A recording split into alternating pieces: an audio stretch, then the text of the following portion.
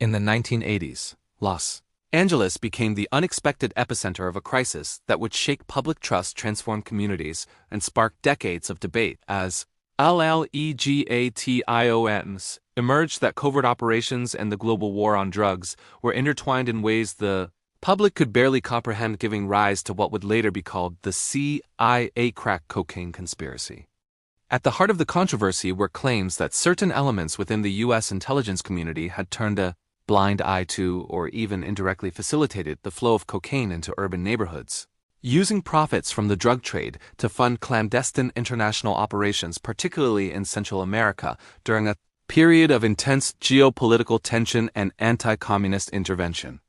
Los Angeles, with its sprawling urban landscape, dense population, and vibrant but economically divided neighborhoods, became the perfect conduit for crack cocaine, a concentrated and highly addictive form of the drug that could be distributed quickly and generate enormous profit.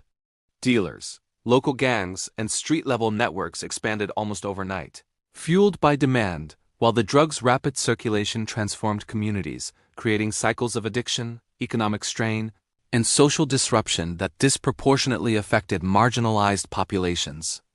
Behind the scenes, investigations revealed a tangled web of trafficking routes, shell companies, and front businesses, all seemingly ordinary on the surface, but allegedly tied to larger networks with connections that reached far beyond the city itself.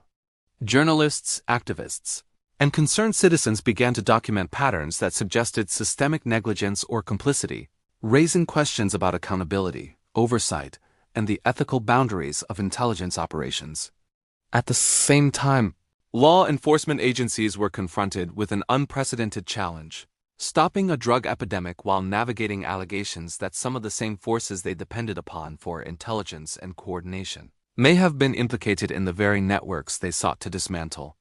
Congressional hearings, investigative reporting, and civil suits eventually brought these issues into public awareness, exposing the scale of crack cocaine's infiltration into communities and sparking national debate about race, policy, and the balance between national security and domestic safety. The social impact was devastating. Families and neighborhoods struggled with the sudden presence of crack. Local economies were disrupted and trust in institutions eroded as people questioned whether justice was truly being applied equally or if larger political and covert agendas had dictated who was protected and who was left to suffer. By the late 1980s and into the 1990s, the combination of media scrutiny, investigative efforts, and public pressure forced greater transparency, reforms, and more aggressive law enforcement strategies aimed at curbing the epidemic. Even as the debate over the CIA's role remained a contentious and unresolved issue, illustrating how intertwined politics, international operations, and urban social dynamics can become when secrecy and ambition intersect.